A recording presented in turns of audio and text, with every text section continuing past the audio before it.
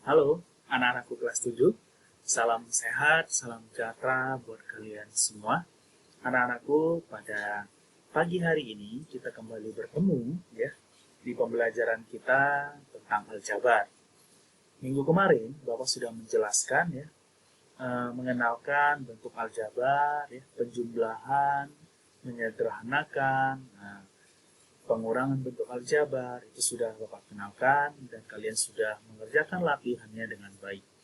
Oke, mungkin walaupun masih ada yang kurang teliti ya. Di video pembelajaran ini ya, Bapak juga sudah membahas ya, sudah ada di Google Class, Bapak berikan itu pembahasan tentang latihan kita yang minggu kemarin ya, dan Bapak juga memberikan pembahasan tentang perkalian dan pembagian yang hari ini akan Bapak bahas ya. Jadi anak-anakku tetap semangat, tetap jaga kesehatan, tetap mematuhi protokol kesehatan ketika anak-anak di luar rumah. Ya, kalau bisa, kalau tidak penting, tidak usah keluar rumah, tetap berada di rumah ya. Oke, kita akan mulai pada hari ini ya, Bapak akan menjelaskan tentang perkalian dan pembagian bentuk aljabar. Oke, anak-anak harus bisa memahami dan bisa memahami dengan baik ya, memahami dengan baik apa yang Bapak sampaikan melalui video ini. Oke, kita mulai. Oke, memahami perkalian bentuk aljabar. Nah, ini juga ada di buku ya, di buku kalian. Nanti bisa dilihat ya di buku kalian. Ini Bapak ambil dari buku paket kita ya, di mana masalah 3.1 Pak Idris mempunyai kebun apel berbentuk persegi ya. Berarti kebun apel milik Pak Idris ini bentuknya persegi dan Pak Tohir mempunyai kebun jeruk berbentuk persegi panjang. Ukuran panjang kebun jeruk Pak Tohir, nah ukurannya 20 meter lebih dari panjang sisi kebun apel Pak Idris. Nah, berarti di sini ya Pak Tohir ini berarti lebih ya daripada kebun Pak Idris ya. Sedangkan lebarnya 15 meter kurang dari panjang sisi kebun apel Pak Idris. Nah, di sini harus kita tuliskan dalam bentuk aljabar nanti.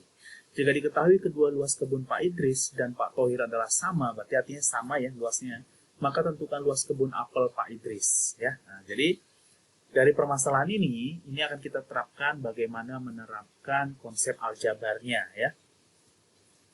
Alternatif pemecahannya, untuk memecahkan persoalan tersebut bisa dengan memisahkan panjang sisi kebun apel Pak Idris ya dengan suatu variabel, misalkan karena kita belum tahu nih berapa panjang sisinya ya, artinya misalkan X. Panjang kebun jeruk Pak Tohir adalah 20 meter lebih panjang dari panjang sisi kebun apel Pak Idris. Jadi bisa kita tulis karena tadi kan panjang kebunnya Pak Tohir tadi lebih panjang, berarti X tambah 20 ya, karena tadi lebih ya, dan lebarnya 15 meter kurang dari panjang sisi kebun apel Pak Idris, jadi kurang, berarti X dikurang 15. Nah, ini adalah lebarnya. Seperti yang kita ketahui bahwa luas persegi panjang, itu harus kita ingat bahwa panjang kali lebar. Namun dalam permasalahan menentukan panjang sisi kebun tersebut, kita sedikit mengalami kesulitan karena di sini panjangnya masih dalam bentuk variabel ya, X tambah 20 dan lebarnya juga sama, X dikurang 15. Tapi tidak usah khawatir, kita akan bisa menyelesaikan. Jadi dalam permasalahan tersebut ya, luas kebun Pak Tohir adalah hasil kali dari X tambah 20 dengan X dikurang 15. Ini akan kita kalikan ya.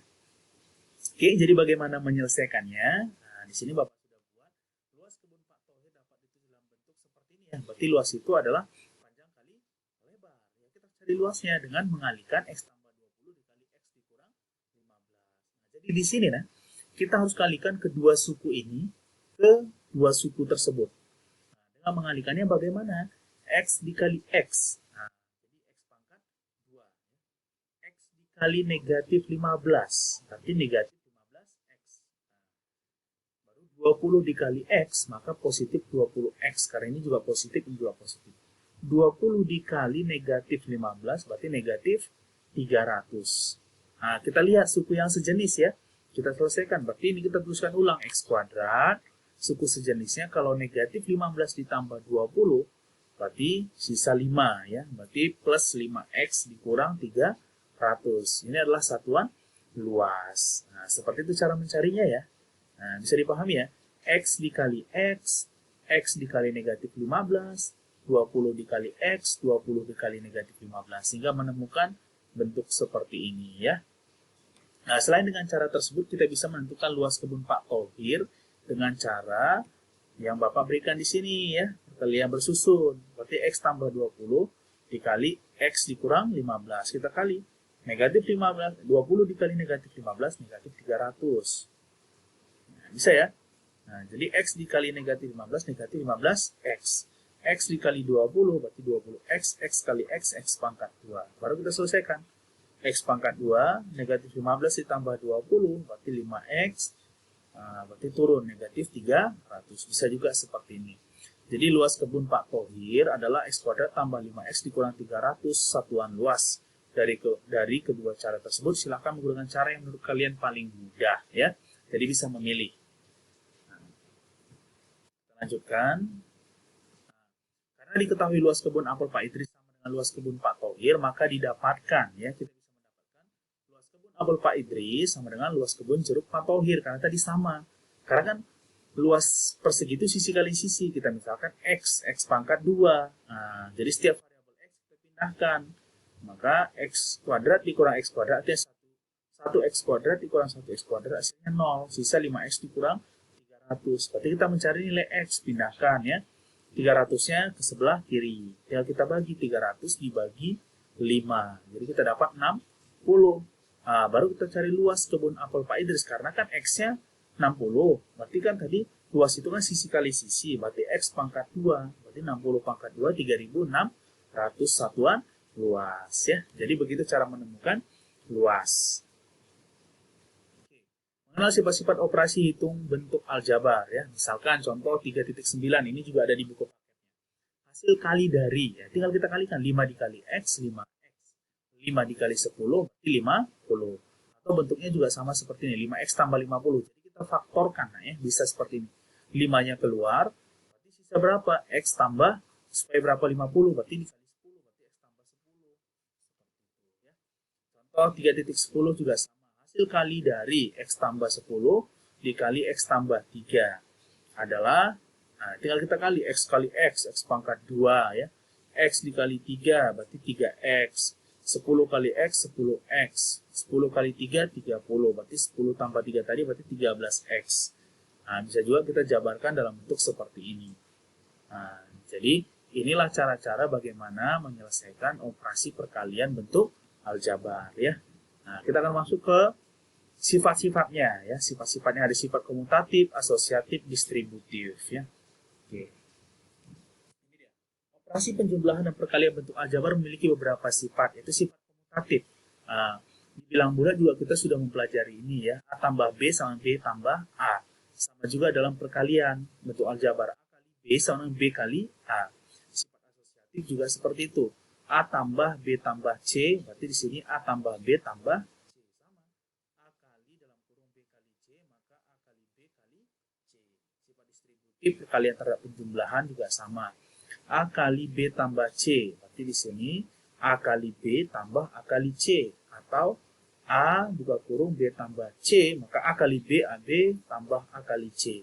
Nah, jadi ini adalah sifat-sifatnya. Ini harus diingat ya. Sifat komutatif, asosiatif, distributif.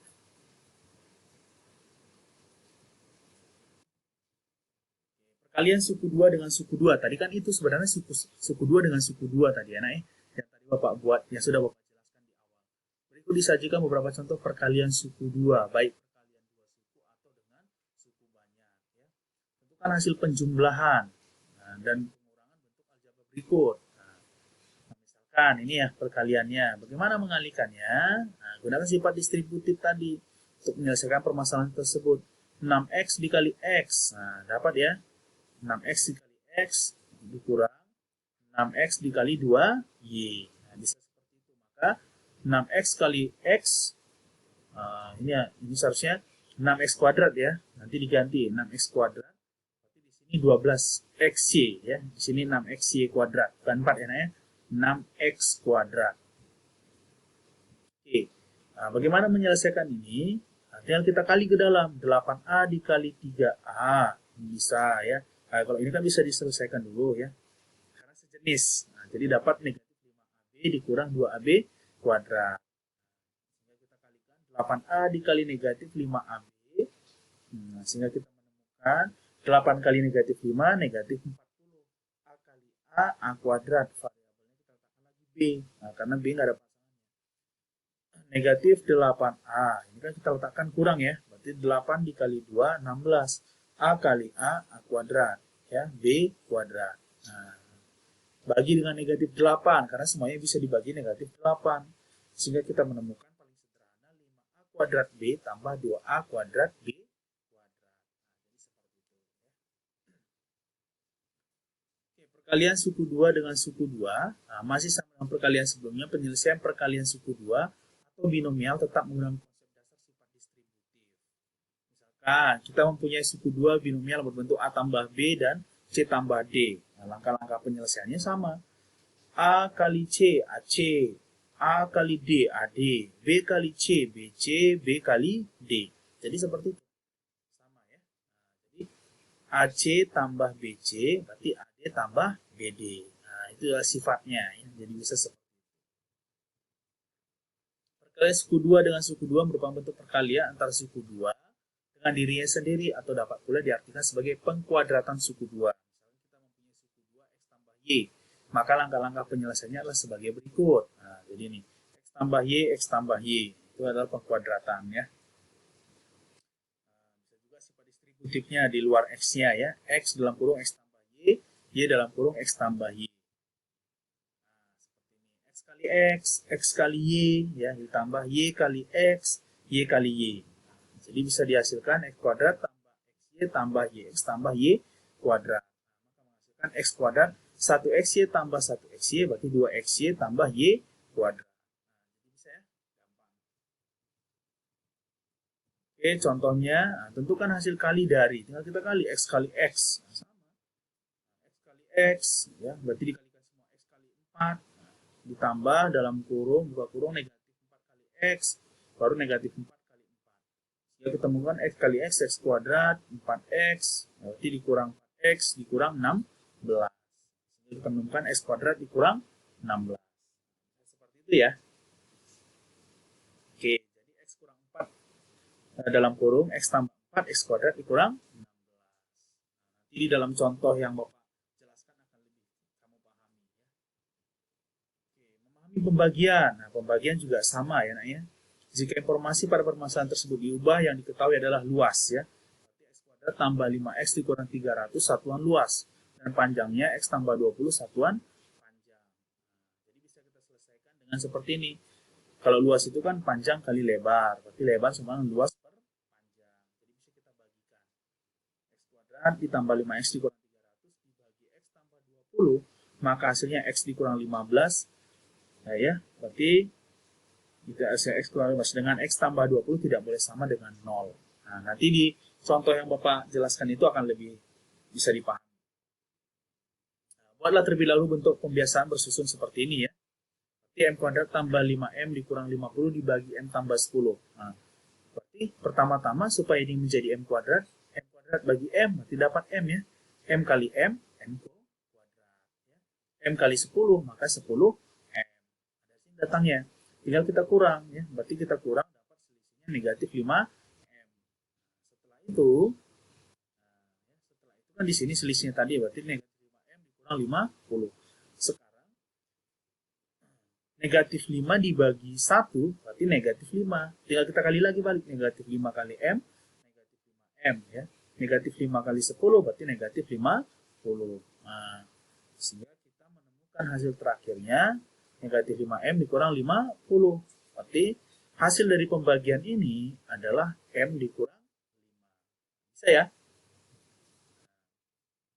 Jadi hasilnya M dikurang 5. Bisa juga dengan cara cepatnya. Nah, nanti bisa dilihat di sini. Nanti akan Bapak lebih jelaskan lagi di contoh-contohnya. Ya. Di contoh soal-soal yang akan Bapak berikan. Nah, nanti bisa dilihat seperti ini ya, penyelesaiannya. Ya, kalau ini kan M kuadrat tambah 5M dikurang 50 dibagi M tambah 10. Ya, ini kita faktorkan. Faktornya itu adalah M tambah 10, M dikurang 5. Dibagi M tambah 10 yang sama-sama kita coret. Berarti sisa M dikurang 5. Ya. Nah, jadi seperti itulah penjelasan dari perkalian dan pembagian bentuk aljabar. Lebih pahamnya lagi nanti di contoh-contoh soal yang akan Bapak berikan dalam bentuk video ya. Jadi anak-anakku selamat mencari